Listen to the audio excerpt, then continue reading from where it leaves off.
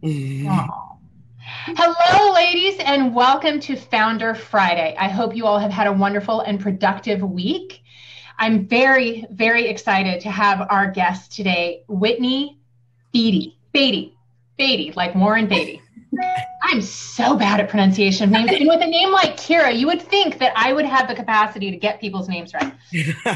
Whitney Beatty. Now, Whitney, I am so excited to have you here because I first met you at the Simone's Women's Empowerment Summit in LA a couple of months ago. And from the first minute that I saw you across the room and that gorgeous blue and green dress with the white top and your hair, I just was like, God, that woman is amazing. And then I heard you speak and you really moved me with your story. So I'm really excited to get to hear more about your story and really share that with our audience today. So thank you for being with us today.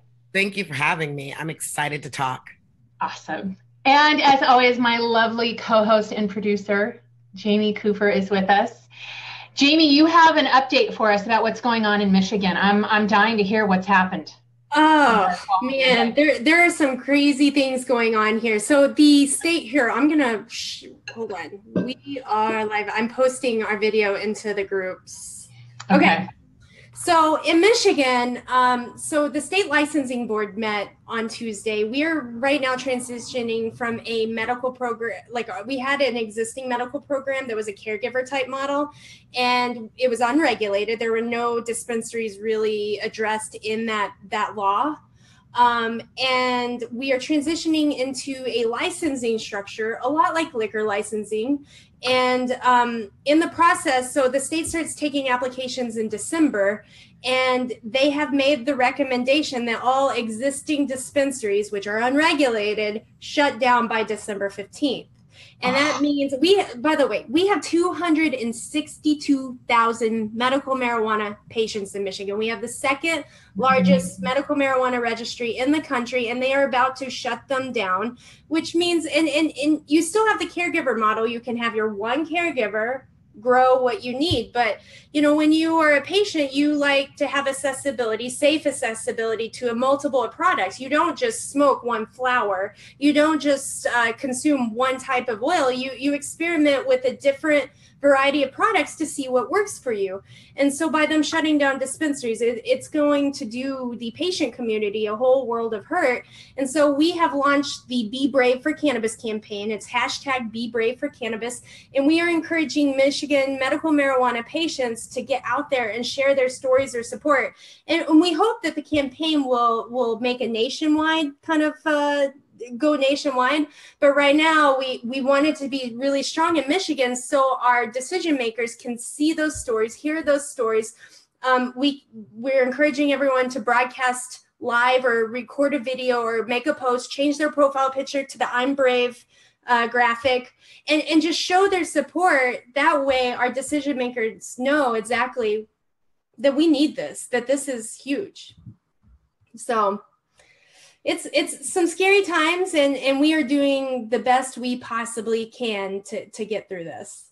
So, and Whitney, you are from Michigan. I am from Michigan. I was born in Detroit and I was raised in Grand Rapids. And so getting safe access to medical marijuana in Michigan is close to my heart.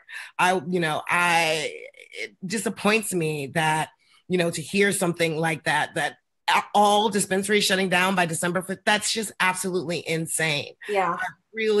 I'm hopeful that people will step up to the plate and support you in this effort. It's so important. I think living in California now, I've been here for 17 years. So I forget sometimes the struggle that people are still going through on a daily basis to get access to plant where, we're in California, I've got a million dispensaries around, and so much more options and opportunity. It's just absolutely asinine to me that this is still going on today. It really is. It really is. And you being in California, Michigan is very similar to California, except we're quite a few years behind. Yeah. And you guys are ahead of us. And so it's really like we are trying to band together, create a unified voice, and really right now it's important that we put out an outcry. Absolutely. Nothing will change unless we use our voices. And what I'm encouraging, I'm not encouraging people to, if you're not comfortable sharing your story, no big deal. But even those that don't consume cannabis and just share their support and say, I support my Uncle Bob's choice to use it for his colon cancer. Or I support the choice. I support this, and I want to see it be descheduled, or I want to see these establishments continue running so they can provide tested, safe accessibility to those 262,000 patients in Michigan that need it. Welcome back, Kira. That was so weird. My computer just shut itself off. That will happen. That's okay. Welcome back, because I just got done talking about the Be Brave for Cannabis campaign. I'm sorry I missed it. Fill me in offline. Okay. Those just please consider sharing your story, your support right now. It's very, very important, especially for us here in Michigan. So thank you. It's important for us all over the U.S., especially right now in Michigan, but sharing your stories collectively, the more that we can gather together, the stronger our voice will be and the more impact it will have. So it's so important wherever you are to share those stories and join Be Brave. It is. And I will post that I'm Brave for Cannabis profile picture. We're asking you to consider, no matter where you live, we are asking you to consider changing your profile picture to the I'm Brave campaign picture. And that way it will help us kind of get the word out and get more awareness about what we're doing and create a little bit of hype and start hearing those stories. I love it. Okay. So we will post that in the Women Entrepreneurs in Cannabis as well today, so that if you want to change your profile picture, you will have access to that through the group. Thank you. Awesome. All right. So Whitney is the founder and CEO of Apothecarry, a dispensary in Los Angeles that is, what's that? Not a dispensary. We're a delivery. No, we do beautiful cannabis storage. So we are absolutely not a physical location. We are online only right now. We do not touch the plant, is what she's saying. I don't know where I got that. That's what happens when I try to do too much and read too fast. I totally understand. Okay. So what I know is that you on your own founded, today is a rough day for me. I'm so sorry. I am also planning my wedding, which is happening next Saturday. Oh my gosh. And you're here? Yeah. She is hardcore. That's hardcore, because I have helped people plan weddings and it makes people insane. There's so many things to do. God bless. Yeah. So my brain is like spilling over right now, and I apologize because this is not normal that I get this much stuff. That's off. okay. Okay. We are chill people. We're good. I just need to smoke a joint, actually. Really help get me better. So what I do know as a fact about you is that you had quite an uphill battle in getting to where you are, and you never quit. So I want you to share this story with the members of our group, because I feel that a lot of times when we start out on our own and we get financial problems, we get maybe the industry not being very friendly to us, not being able to get the funding that we want, having friends and family tell us it's a dumb idea. There are so many things that act as weights on our back as we're trying just to start our own business is hard enough. How did you overcome all of these things? Plus you're a single mom to build a company that is doing very well now, from what I understand. So fill me in on your journey. It's been a long and crazy journey. So I guess the first place to start off is the fact that, I did not have a huge, long history with cannabis growing up. I actually didn't smoke cannabis in high school. I really didn't smoke it in college. Nancy Reagan told me to say no to drugs. And I was like, okay, Nancy wouldn't leave me. Nancy. And so I did, so my introduction to cannabis really came later in life. And it came because at the time I was working in the entertainment industry, which I still do. That's my background, developing reality TV shows and syndicated programming. And I don't know if you've ever worked in the entertainment industry, but it's stressful. It can all, be really stressful. And I found myself one day, I was having heart palpitations. I was having shortness of breath, and I thought I was having a heart attack. I actually got up from my desk at my work, got in my car, drove the 2 miles to UCLA Medical Center, parked in the driveway of the ER, and left my car there. Because it really doesn't matter what happens to your car when you're dying. And went in and was like, I am dying. And they, hooked me up to the machines, and they're like, you're not dying. You've got anxiety. And I'm like, oh, what is that? And that moment really changed my life, because from that, they tried different medications, and the medications, did not work for me. I didn't like how they made me feel. And an offhand comment one day, my doctor was like, well, why don't you try marijuana? And I was like, oh, what are you talking about? She said no. You never heard of Nancy Reagan? And but that caused me to do my research. And so I started reading and looking this information up. And I was like, wait a minute, how could I have gotten it so wrong? How could I, where did I miss out on all this information about cannabis? I had no clue how useful it could be. Had no idea that it could be so effective in this manner.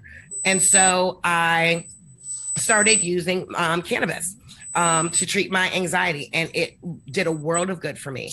And then I started to look back at the cannabis industry, and I realized that in a lot of ways, I didn't connect to it for a number of reasons.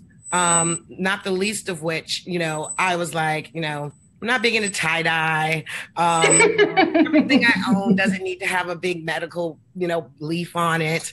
And also, I was at that point in time, as I became a mother, I became more concerned about making sure that I was keeping my cannabis safe, that, my cannabis was locked up, that, my plant wasn't drying out if I'm not smoking it fast enough.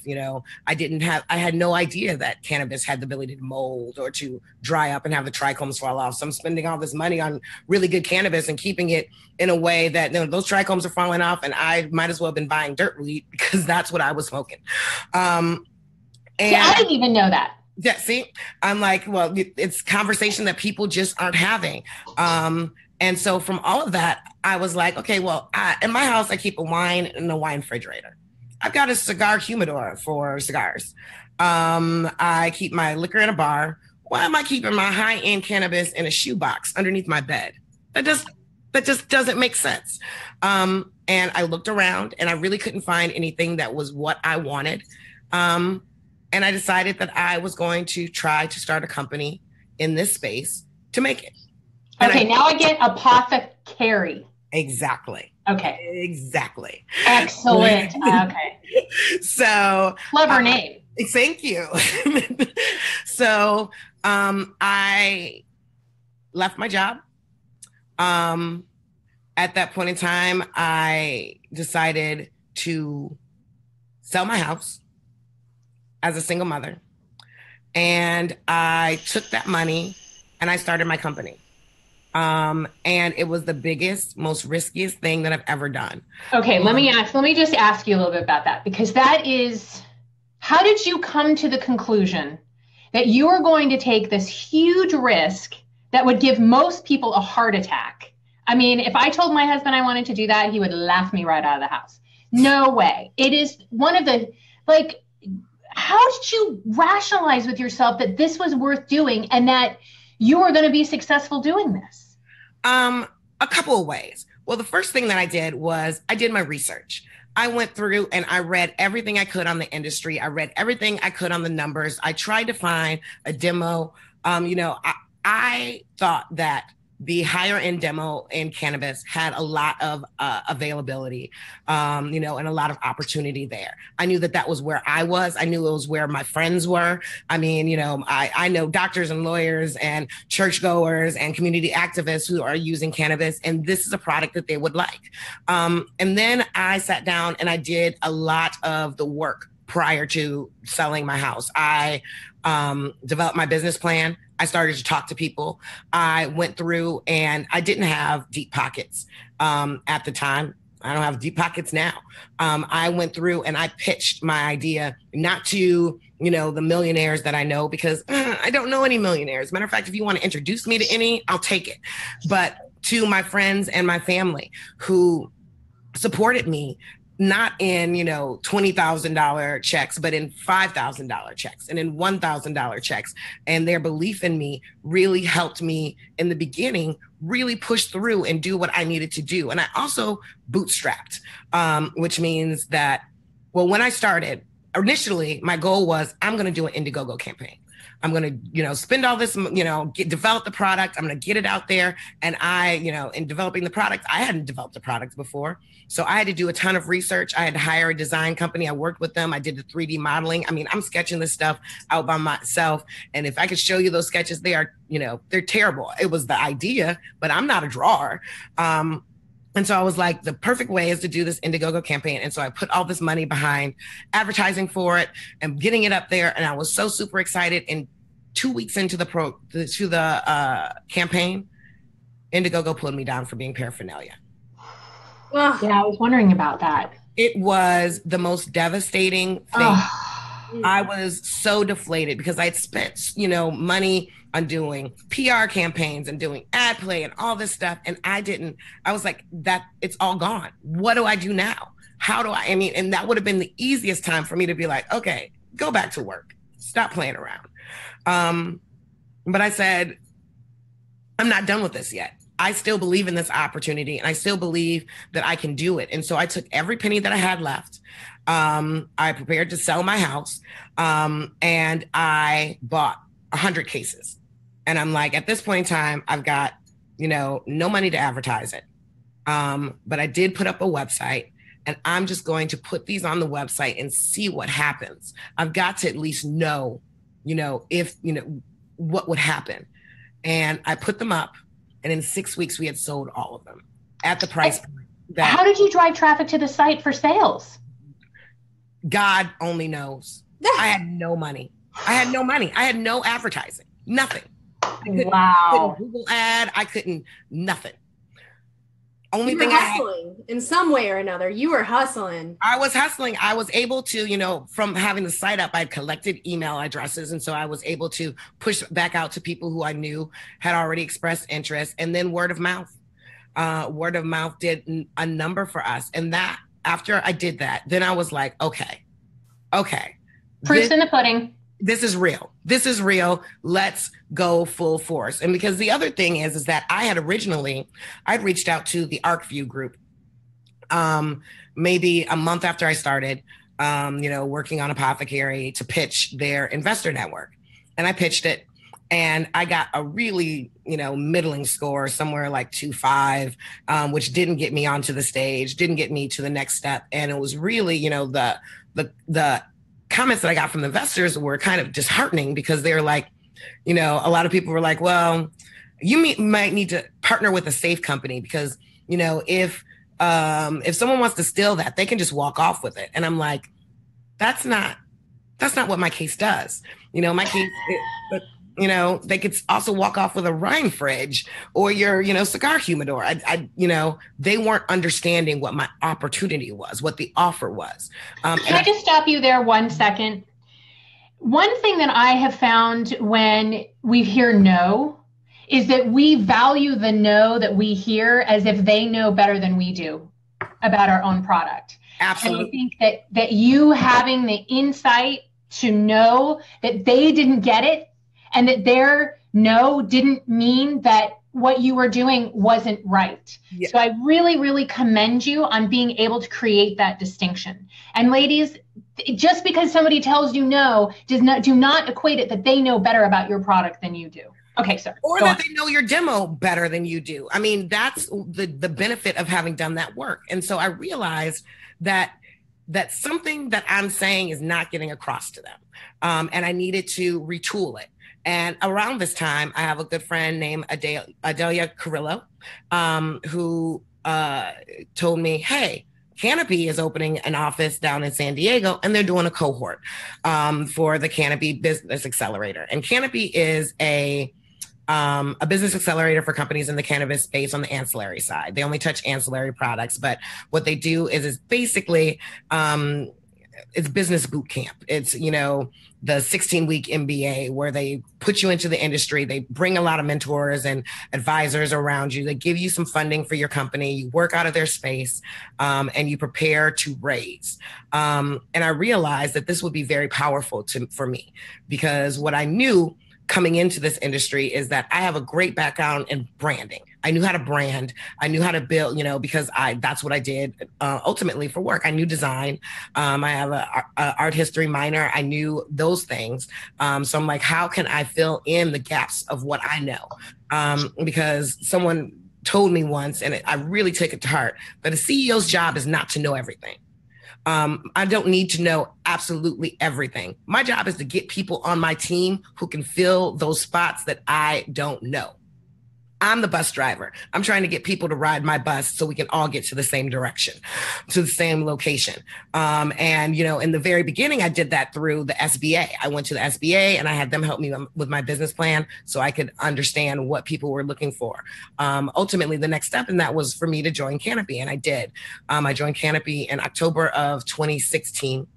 And I was able to go through that program and really learn about investment, learn about what, investors are looking for. I remember, I was applying to things and they would say, hey, we want your executive profile. And so I sent them a bio and a picture of myself.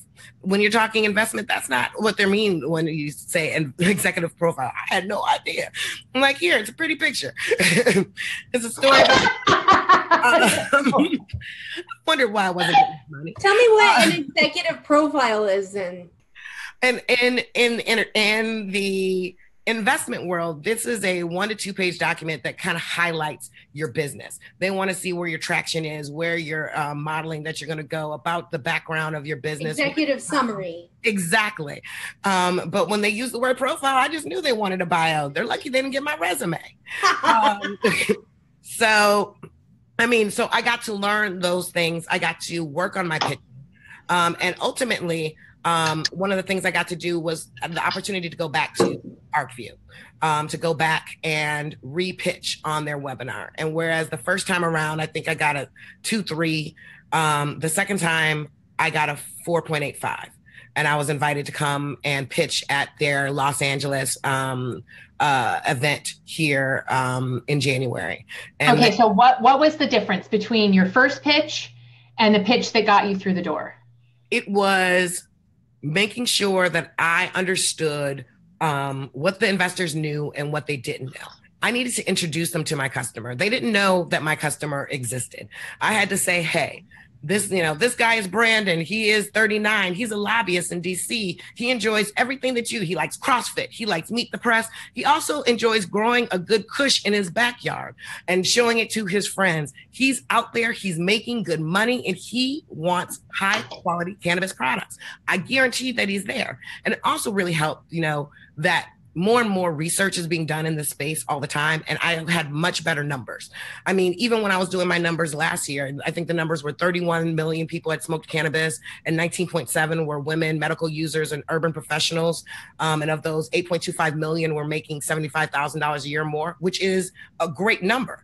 When I went back to redo my research, because you got to keep it up, the numbers from last year is 71 million people smoked cannabis, and a full 49% of those people are making $75,000 a year or more. This demo is growing really, really fast. And in legalization, and in rec legalization, it's going to boom. And so I had to let them know that these people exist. And this is the purpose of my case. My case is not a security system. If you want, a heavy safe, you can have that. My job is to give you freshness via my humidity control lids. I give security via our secure key and combination locks. Meaning kids can't get into it? Exactly. Okay. Your kids can't get into it. We give you a style that matches your decor without raising odor or eyebrows. And we give you convenience because you get to put all your tools in that same case because our plant is isolated in jars. So you're not having cross-contamination. All in beautiful case. So, you're having a party, you want something beautiful to come out. To use cannabis, if you use cannabis on a daily basis and you want to be able to, have a beautiful ritual, it feels compromised when you're using it in a shoebox. I think that. Or a Ziploc baggie. Yeah, exactly. The Ziploc baggie. There's something, drug dealy about that. It's something that, that's part of what makes people still feel that stigma inside, that this is something that I need to hide. No, you just need a beautiful place to keep it. And do you have any samples? I'm like, it's so funny that you asked that because I'm like in the middle of like shooting some new footage right on the side. I've got like the full light box set up with the case inside right now. Let's see it. I want to see these gorgeous cases that you're talking about. And then we can get back to your story, but let me go grab one. Okay. Look at those sweet pictures behind her. Her son is so adorable. Oh, baby. That's my little bambino. So this is... Oh, that's gorgeous. Dang, that is pretty. So you'll see that, let me see if I can get you a good angle on it. So you'll see that on one side you have jars, and those jars hold cannabis. You put a humidity control pack in the lid, and it's a rewritable label. You can put the strain information. You'll put is a sativa, indica hybrid, any information you want to know about that plant. You put it on the exterior of the jar, and you get 4 of those. So 4 strains to a case. You get a joint holder for joints and blunts. You get these nifty little dab jars that you use to keep oils and waxes in. You also have straps on the side that allow you to put in your oil canisters, the ones that always fall over and the oil all falls out, and you make a mess all over. You strap those in right there. And then on this side, you have a tray for rolling, a high-end grinder, some straps over here that you use to put your vaporizer, your packs, your Firefly. And then you've got this little nook where you put it comes with a dab stick, and you put your papers, you put your, lighters, anything else you need. So literally pokers.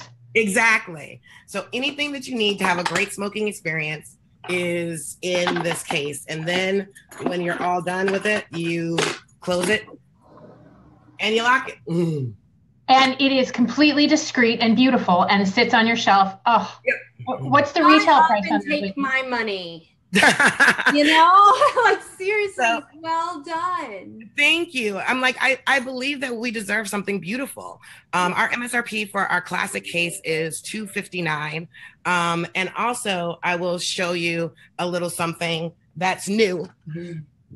Don't you feel like in a way there's a lot of efforts to rebrand the entire industry as a whole? And this is a contribution to that. Look how classy that looks. I mean, I think with that type of setup, marijuana is looked at differently. I totally agree with you. Absolutely. And that's what we want. We want to change hearts and minds. This is our newest case that's going to debut this month on our website. And this is our travel case. So it's literally 2 strains with a handle and a combination lock that's ready to go where you are. So we're really trying to take on this storage issue. We're really trying to inform people about why they should keep their plant, well, why it's important, and giving them options to do so in a beautiful way that matches, their lifestyle. And have you considered doing one for dab rigs? And that's a good question. We have something coming out for the dabbers. We also working on a really cool deluxe case. So we're expanding, and we really do that based on our customer feedback. Our customers are so important to us. So that really, has made a difference. What was I going to say? So to go back to the ArcView conversation. Yes. So I pitched, I got invited to go to the LA event and actually pitch on the stage. And I actually won the best pitch prize for LA. Woo! It was a $50,000 investment in my company. that, is, for me, it shows me that, you heard the no and you walked right through it. I was told a long time ago, every no is just, shortens the distance between your yes, and you only need one yes. You only need one yes. I heard the no and walked right through it. And that's what you really have to do. I mean, I can't tell you how many people, even when I was like preparing for, to do these pitches, I had people say, yeah, lady, maybe this is like a little project that you do on Etsy. This is, I don't know that this is a real business. Maybe you should just sell these from your trunk. Maybe, this being a CEO isn't from you. You haven't been a CEO before. I don't think people are going to take you seriously. I've had people tell me that if you're trying for a high-end business, maybe you're not the best person to run this company, because no one's going to see an African-American female as high-end. I mean, I've heard it all. And I'm not going to say that some of those things didn't hurt. How could they not? But yet and still, I am just stubborn enough that every time someone says that to me, it just makes me dig in my heels. And I'm like, there's just absolutely no way that I am going to stop. I always want to know that information. I want to know what people think. I'm always asking investors, even after the no, can you tell me why? Or, so I can make adjustments. That's a brave thing to do. You want, at the end of the day, it helps me be able to adjust to know what, the same way, those investors who didn't like it the first time, put me through with high scores. It allowed me to adjust my messaging. And there's some things I'm not going to be able to adjust. I'm still going to be a Black woman no matter what they do. But I need to make sure that they understand that, that it's an asset. It's an asset to me. I've got to look at it that way, because if I didn't, the numbers, especially for African-American women CEOs, are not great. I think they said in the last 5 years, we closed 0.02% of rounds were closed by a African-American female CEO. And is that in all industries in the U.S.? All industries. So it's going to be even smaller for cannabis then? Oh, it's probably minuscule for cannabis, because we've got to do as all the industries, we'd have to do 5 times better to get us to 1%. But at the same time, I know that information and I use it to my advantage. I'm like, I know that there's not that, that there's not that many women of color who are out there closing rounds, but that just gives me a drive to do better. And it gives me a drive to absolutely know my information and know that, but when those people get money, they are more successful in their, in their companies. They're able to make more money from less money. All those numbers exist as well. So I want people to understand that, yes, we're doing our research. Yes, we're doing our homework. Yes, we know our demo. Yes, we know our product. And we're here, and no matter what, we're coming through. Well, it's interesting. I had no intention other than interviewing women, right? That's the focus here. But if I look at all of the women that I've interviewed, both on Mentor Mondays and Founder Fridays, they're all women who've started their own business, whether they're mentoring or talking about their business. And probably 70% are women of color that I've interviewed. I love that. Not intentionally. But I think it's so important that, for me, it's a message that's close to my heart, being a woman of color, is that, we come from communities that were disproportionately disenfranchised by war on drugs.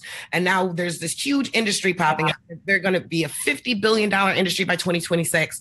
And, the numbers are saying that we're not participating in the way that we should. And so I want to encourage women and women of color to come into this space. It's known that women have, that there's more female CEOs in this space than anywhere else. But that number is still dipping from the last time that they reported it to this time. And so we need to, this industry has such an opportunity to be led by females. It has such an opportunity to really change some of the effects of some of those drug laws that really hurt urban communities. And I just want to see us live up to our potential. I do too. And I'm going to say, of all the women that I've interviewed since I've started doing this, the women I've interviewed who come from really challenging backgrounds, women of color, they have this ability to not take no for an answer, like I've never seen. I mean, they are some of the most ambitious, hardworking, driven women. And I wish I could tap into some of that. Nobody's going to tell me no. I'm going to make this happen. And they're so smart about how they go about it. Every one of you that I've spoken with, done a ton of research, talked to friends and family, did the things that you're supposed to do as a business owner, as opposed to just kind of, well, I have a great idea and I think I'm going to do it and I'm going to put some money on my credit card.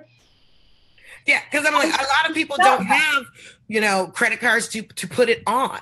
That's one of the things. I think that when you come from, a situation where you've always had to be scrappy, you've always heard no's. I've heard no's my whole life. I starting off from when I decided I wanted to be an actor in 5th grade and they wouldn't let me play Little Orphan Annie because they said I didn't look like her. I was mad then too. I'm like, and to this day, going into the entertainment industry when everyone told me that was impossible, that there weren't, opportunities like that for me and that I should find another job. I'm so used to no's that they just roll off my back right, at this point in time. And it just becomes a fuel to the fire to get to what's next.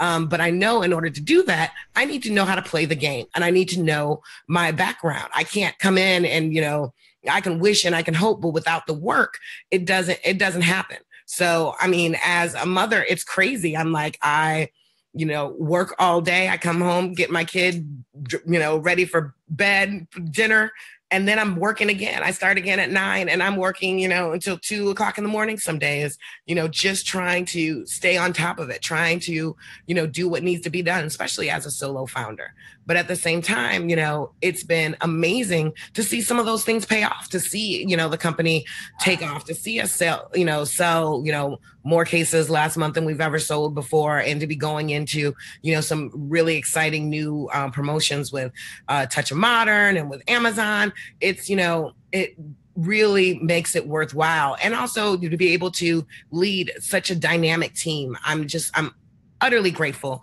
to the people that I have working with me right now who really have been putting their best foot forward and bringing Apothecarry to the forefront. I just have so much respect and admiration for you, for what you've been able to do and build. I get so emotional when I talk to women that have been through this, because not one woman I've interviewed has an easy story. It's true. It's a fight, whether you're fighting the man, whether you're fighting men, whether you're fighting income. And there's just so many different obstacles, like I keep going back to in this conversation. And look at what you're doing, a high-end, beautiful product. And So I want to know what advice you have for other women who are sitting in the place where you were 2 years ago. First of all, I would say, do your research first and foremost. And I mean that on a broad scale. Everyone, it's exciting now. Everyone's, it's the green rush. It's the green rush. Yay. And I think that sometimes there's this idea that, they're just handing out money in the cannabis space. You can just, open a shingle and it's super easy. And that's not the case. Number one, running a business in the cannabis space is just like running a business in any other industry, except for we have all these extra layers of regulation, of banking issues that are thrown on top. So come in ready to do the work, and realizing that there's going to be a lot of work to do. I would say that come in and bring your skill set from where you're coming from your other industry, because that's what we really need in the cannabis space. I've had so many people like, oh, I want to get into cannabis. I'm going to start growing. Well, do you grow plants at home? No. Do you have a house plant? No. Well, then maybe growing, not your thing. Doesn't have to be your thing. Every job in cannabis is not growing. We have just as much of a need for accountants, for nurses, for, marketers, for security, for computer design, for, graphic design, influencers across the board. There are so many opportunities. So bring those skill sets from what you're doing now and figure out how to cross those to this industry. We're looking for that level of professionalism. We're looking for people who can help us come into the space and make us more accessible to the rec industry. So bring those skills, please. I would say that, that the opportunity, that this industry is never going to be smaller than it is right now. That's something that. That's a good awakening. I'm like, it really is. Patrick from Canopy Boulder always says that, and it is, today is the smallest, tomorrow it's growing. And it's a great opportunity. There's low barriers to entry in this space right now. There's not a lot of legacy players that have been around 15 years and are big footing on you. There's not a lot of legacy groups. So you can come in, you can start something new, you can be scrappy, you can, and take advantage of the fact that you're a startup. You have the ability to iterate. I mean, when I first started selling cases, I would email my customers like, what's going on? How do you like it? And they'd say, oh, I don't like this. I don't like this. I could change what they were making in the factory in a day. And we would start making those changes, start iterating on that case, making it a better value. Talk to your customers, build that relationship. My goal is not to sell something to these people and then run away. My goal is to sell something that they love, that they're going to talk to their friends about. And also, that there's a great opportunity for women in this space. So really, consider it.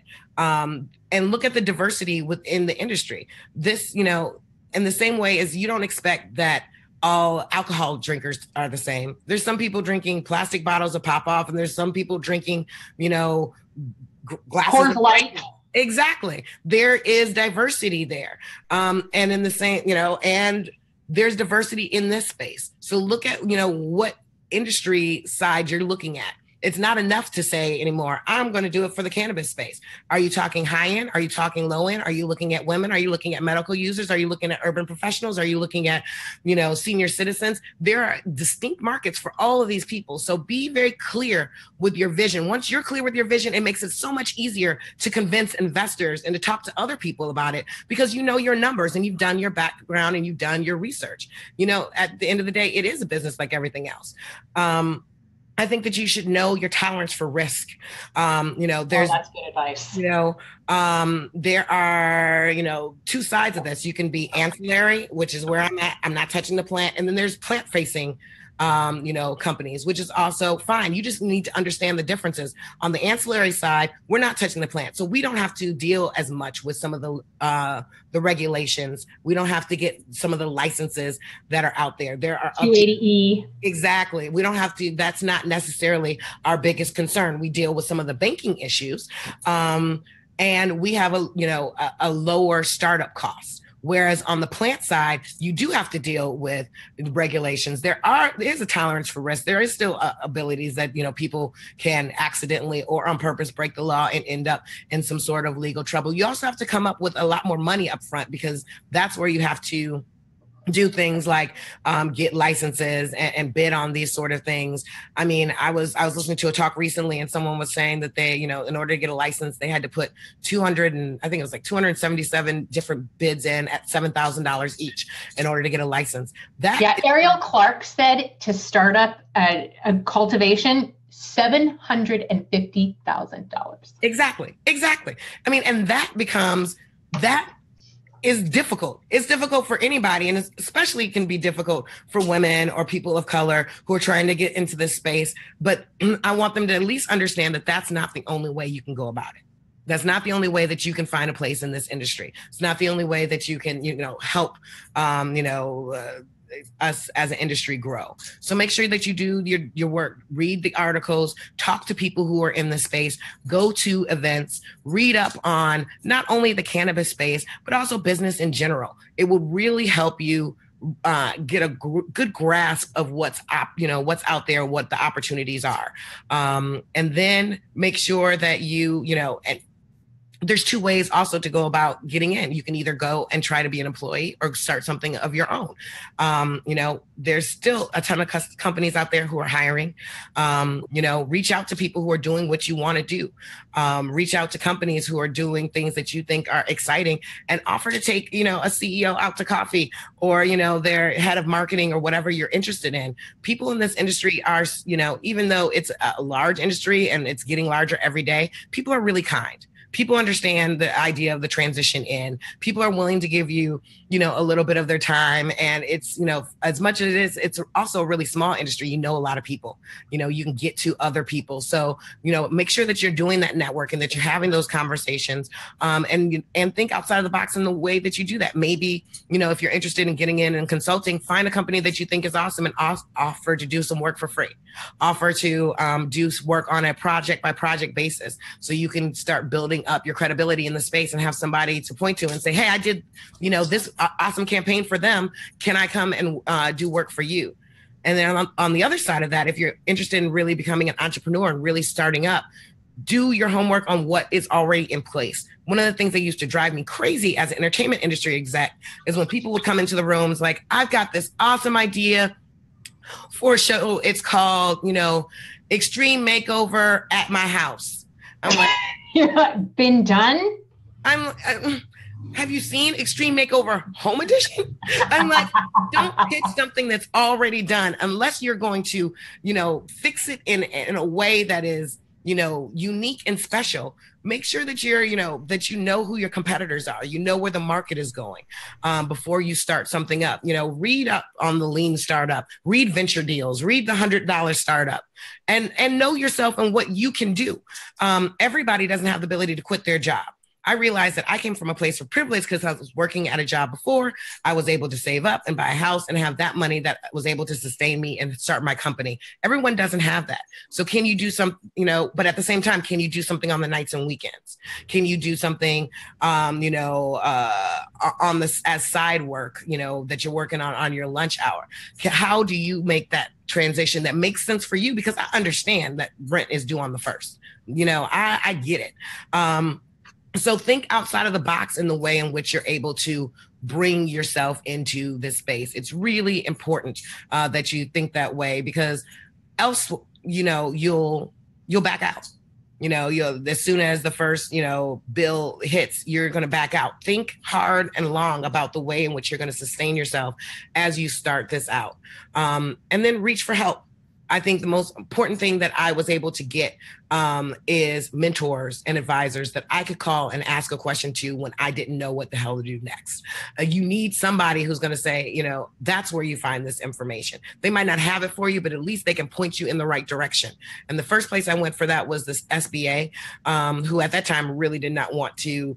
Once I told them what I was doing, they were like, oh, we don't do cannabis space. Oh, we are not going to be able to help you. But I pushed back on them too. And I said, look, this is going to be a $50 billion industry by 2026. It is legal in this state, for medical. And it, also recently became legal for rec. And yet and still, I come from a community that has been disproportionately disenfranchised. And so they're going to be $50 billion industry around, and you can't help me, get, a piece of that when I'm not even touching the plant. I sell a box. I'm like, I think it's disappointing that that this is a huge industry. If I was starting a microbrew company, you'd be supporting me. And then they emailed me back and said, welcome to the SBA. Yeah. Jamie is also a bulldog when it comes to that kind of thing. And she has managed to kill it when it comes to Facebook ads. She will not take no for an answer when it comes to that. So no matter what it is that you're doing in this industry, ladies, don't take no for an answer. Appeal. Put together your numbers. Make your case. Don't just walk away when someone says no. And the Michigan Women's Foundation too. I encourage women to get involved in mainstream business networking organizations, because I got involved with the Michigan Women's Foundation, and now I'm pitching it's a expansion onto a wellness practice that includes a dispensary. They chose us out of 140 applicants, chose us to stand on a stage and pitch to investors. They gave us that opportunity and welcomed us with open arms. And we would have never known that had we not just tried. Just try it. Exactly. What's the worst can happen? No, move on. Absolutely. Absolutely. I mean, I think that there's a point in time where if you're going to get into this industry, you have to, on one level or another, you're going to have to become an advocate. You're going to have to advocate for, us in this space. You have to, you're also being held up as the level of professionalism, because something, people look at this industry and they think that we're all walking around with tie dye and doobies and, just happen to, make a little bit of money. No, we're working hard. No, this is a real business. We take this seriously. So we've got to advocate for people who are outside of, this space to understand, that we're here and we demand the same respect that everyone else is getting. This is a business. And more importantly, we're a business that is helping people. And people need to understand that as well. So well said. And, no matter who we speak to, we always hear the same exact things. Advocacy is a must. Understand your customers. Do not make assumptions. Do your research and get educated. Yes. And take your branding seriously. Yes. Brand is everything. Brand is everything in this day and age. I mean, especially when you're looking at, economies like California, where in 5 years, who knows what happens? You get your big Philip Morris's in the place, or your big pharma, and all you have to do is, fall back on your brand. If you're not spending time building your brand right now, you're missing out. Build a brand, and know who it is. Know who you're talking to. One of the best things I did for my brand was I did a manifesto where I really, got to sit down and what does Apothecarry believe? What do we think is important? What is our voice? What is our tone? And to this day, we use that as basically a measure when we're doing our advertising. How do we want to be perceived? What does my clientele want to hear from us? It's so important. And I think I got some of that from being in, a cohort. And I always suggest to entrepreneurs, entrepreneurship is incredibly lonely. It is really, really lonely. It is super hard in the fact that, on my best of days, I don't have anyone here to give me a high five. And on my worst of days, there's no one here to coax me out from under the bed. So it's important for entrepreneurs to be able to build communities where they're talking to other entrepreneurs, because I know now that I can pick up my phone and say, hey, to a friend, I'm having this sort of day. Can I talk to you about it? Will you just listen to me rant for 15 minutes? Can you give me some ideas that maybe I haven't thought of? Find yourself a cohort, find yourself a mastermind group that you can, build with. It really does make a difference.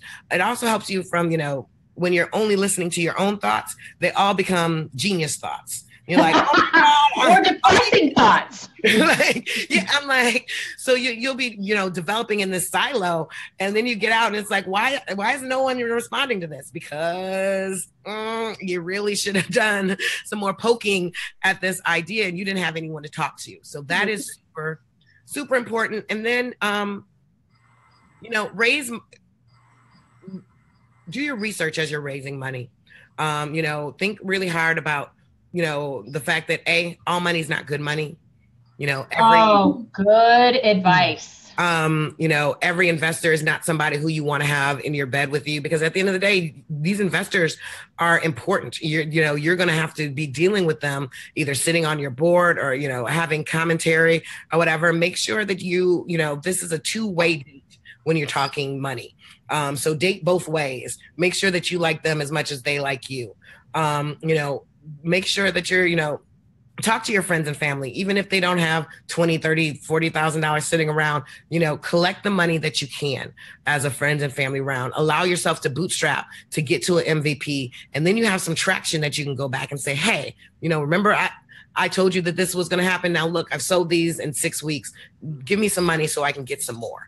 Look into, things like ArcView Group or things that are similar. Look into, sites like Seed Invest, which allow people to invest smaller amounts of money in order for you to raise your money. Look into things like Indiegogo, but be very careful about paraphernalia because they're kind of tricky about those things or what have you. But, the possibility is there. You can do this. I'm not saying that it's easy, but I'm saying that it's important, and that if this is really what you want to do, that it is possible. And I think that that's also a huge key of it, as well, is that you're going to be in bed with this idea for a long time. Make sure you're happy with it. Make sure you actually like it, because, it's cute day one. Day 752, if you're trying to, you're like, I hate cases. This might not be the business for you. Know that you're going to have, everything that needs to be done will be done by you. So make sure that it's something that you really feel passionate about, because that's also how people end up quitting, that they realize that they don't have the passion to sustain the amount of work that's necessary. And it is a lot of work. Every sticker on this case, every hardware piece, every design idea, every, Instagram, post, every, web design, all of it comes from you, period. So make sure you're comfortable with that. That's awesome advice. Thank you, Whitney. So we have not had a chance to take questions because this conversation has been so awesome. I just realized we're at 3 minutes till 1 o'clock. Sorry. No, don't apologize. I had no idea. I've been completely engrossed in everything that you're saying. It's been an amazing conversation. So let me just check. Jamie, do we have any questions for Whitney? We don't, but we have one. What's your website again? It's www.theapothecarycase.com. So that's TheApothecarry case.com. Awesome. Yeah. The beautiful product. It's been so great talking to you. And guys, if you have any questions at all, that you are watching us, just post them in the thread. Probably Whitney, if you're willing to go in there and answer any questions that people might have. But you are one badass. Period. Thank you. Girl, you are doing stuff and you're helping others along the way, which is what I think it takes, and helping you have contributed to our community, the women entrepreneurs in cannabis. Because there are a lot of women in that group that are sitting there thinking, like, what should I do? What do I need to do? And today you've offered a lot of really great insight, because everything you said, I can relate with. I'm sure you can too, Kara. I have been in the same shoes, and that's why we created that group, so we can help mentor and provide community to the women that want to be a part of this. Community is huge. I would not be here if I hadn't found my way into some of these communities who were able to support me. And, even on, I'm still a new business owner. I still have down days, and that support is important. And I hope that being able to hear from people like me will help people understand that this is accessible. I'm not magical. I'm just somebody who is bitter enough to never take no for an answer. So join me in bitterness. Yeah. And let's take this industry by storm. Yes. Use that bitterness to fuel you. Exactly. I'm like, all those no's we will turn into yeses, if we do the work. And so that's what I'm about. I'm about having those conversations and doing the work. And there's nothing that I love more than seeing other women coming into this space and seeing other people of color coming into this space. It is a $50 billion industry by 2026. These people are not competition. These are colleagues. Mm-hmm. A candle loses nothing of itself when it lights other candles. Yeah. So that's my goal in this. If I can, support other people, if I can encourage them, if I can be of help and help, other people get into this space, I've known that I've done it right. Well, we are really lucky to have a leader like you in this industry, because you are. Whether you realize it or not, you are really one of the main leaders of this industry right now. You are giving us a lot of hope and a lot of strength. And please keep doing what you're doing. Please keep sharing your story. Please come back. I definitely I know Jamie and I want to speak to you again. We want to keep track of your success. We want to know the things that you find that you want to share with us. And I hope to be on stage with you again someday soon. Well, I appreciate the opportunity and I appreciate what this group does. I think it's so powerful that you've built this space where women from across the country can really go in and support each other. You've done amazing, amazing work. And, you know, I was just excited to, you know, be a part of it. Thank you so much. Well, thanks for putting up with our technical difficulties and my overstimulated brain at the moment. You've been such a great sport. Okay, ladies, if you want to talk to Whitney, if you have any questions for her, please put it in the thread. We will be hitting her up if we have questions, so she will see them. Visit apothecarry.com, Apothecarry, C-A-R-R-Y, and check out her beautiful, beautiful products. And tune in on Monday for Mentor Monday. We have Emily Paxia. She is an investor, and she is going to be giving us some really good advice about how we prepare for and how we look for money. So join us then. Have a great weekend, everyone. Thank you again so much, Whitney. It's been such a pleasure. Thank you, Jamie. It's great to have you here today, and we'll see you on Monday. Have a wonderful weekend. Bye-bye. And don't forget to be brave for cannabis. Be brave for cannabis. All righty. Bye, ladies. Bye.